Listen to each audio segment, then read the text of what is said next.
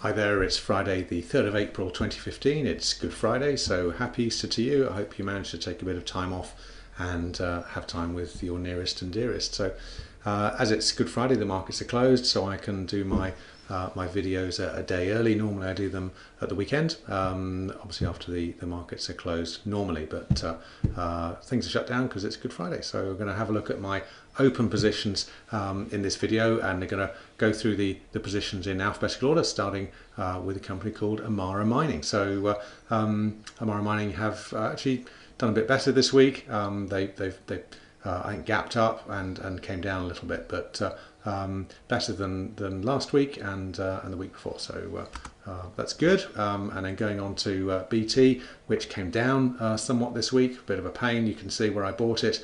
It's been doing well, but this last week and the week before dropped down significantly, so it's probably pretty much back where I started. So, but that's fine. My stop's down below the 50 MA. You know, you're going to get ups, you're going to get downs. So I have to just remind myself that, you know, it's normal ebb and flow. Don't panic. Just have a reasonable stop loss that isn't too tight.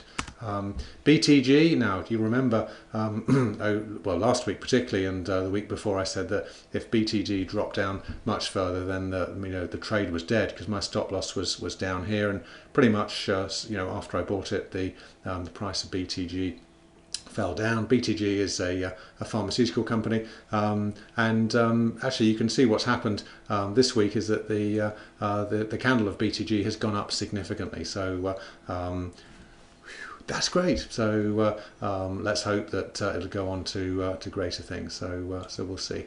Dexian Absolute gapped up and came down a little bit, but interesting candle formations there actually. So I was worried last week that this wick on the top of the candle represented down pressure, selling pressure. Looking at it this week, I would say the opposite. It looks like it tried to go down, but then buying pressure pushed it up. So I'm quite happy with DAB there. That's fine.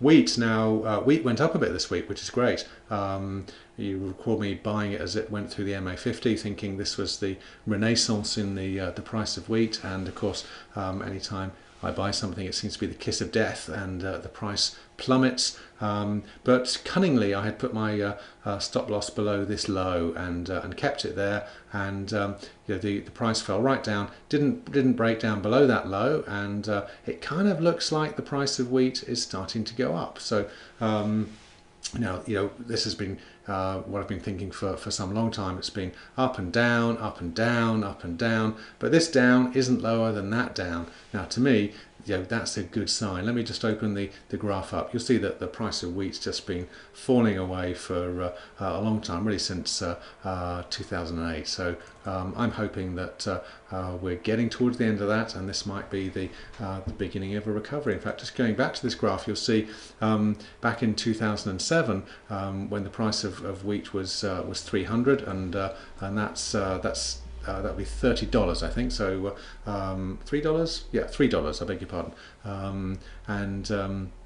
It was bumbling along, and then suddenly went boom, and rocketed up. So it's not the sort of thing that perhaps will change slowly. When it goes up, it may go up very quickly. So I'm happy to hold that position.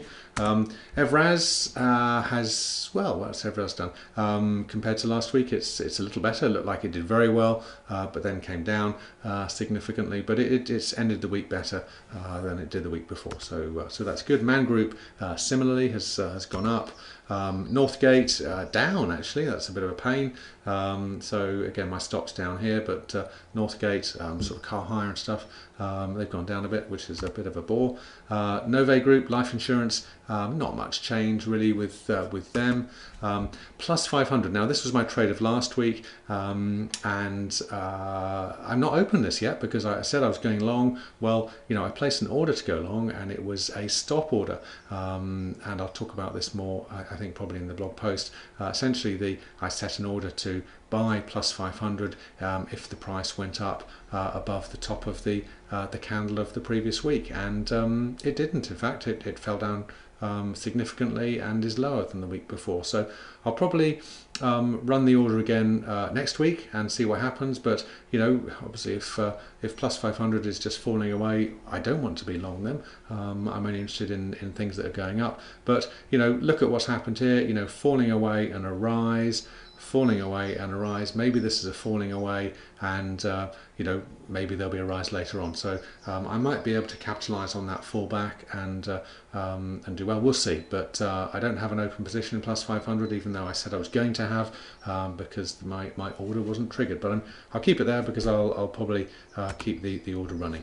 Segro, down a bit. Not much to report there. These are this company is a real estate investment trust. They own a lot of industrial property, I think in the UK and in Europe, so warehousing and stuff like that. So quite sensitive to how things are in Europe. So it looks like it's going sideways there, which is kind of interesting. Telecity, so software and computer services, they'd had a big fall down, moved up quite a bit this week. Not above the high of the week before, but nevertheless moved up away from my stop, which was at break even. So if the price falls down below here, the trade's over, but for no loss. So hopefully it'll turn around and go up again.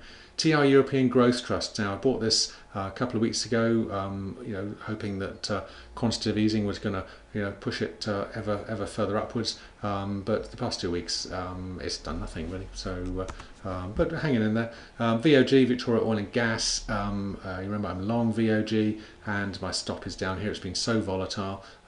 This week not much happened really. Week before, nice move up, which was great. William Hill, which 2 weeks ago did very badly, this week has kind of just stabilised. Nothing much has happened. So a candle of indecision here. So no body, long top wick, long tail wick, relatively to the body. So indecision. Where's it going? Don't know. Workspace Group down, so I'm in profit on the trade, but it's had a bit of a pullback. But that's okay as long as we get pushes upwards, then I don't mind the pullbacks. You have to take one with the other, it seems. So in summary, I would say it's a rather better week this week than the week previously. The week previously, everything seemed to sort of go down, but this week there's been quite a lot of pulling back. So maybe there's some indecision. Sort of yes, no, buy, sell. That seems to be the state of the markets, and I guess markets get jitters. I'm just going to follow my rules. So in summary, going back to plus 500, I'll run that position, that order to open. If it gets triggered by a certain price, and so I may be able to go long plus 500 in the next week. I may not, and I'm going to have a think about something else that I'm going to trade as well. I like to trade, one position a week. Just add to the machine. It's like shoveling coal in. Just once a week, put something in, and then sort of further down the line, stuff's going to come out, having magnified and got bigger, and hopefully making some profit. So that's the plan. But it's a nice low stress, one trade a week. That's enough. So to get my head around. So I'll write about it on the blog post, and you can see what I'm up to. So there we go. Those are the positions. Better week, and I'll catch up with you next week. Okay, bye for now.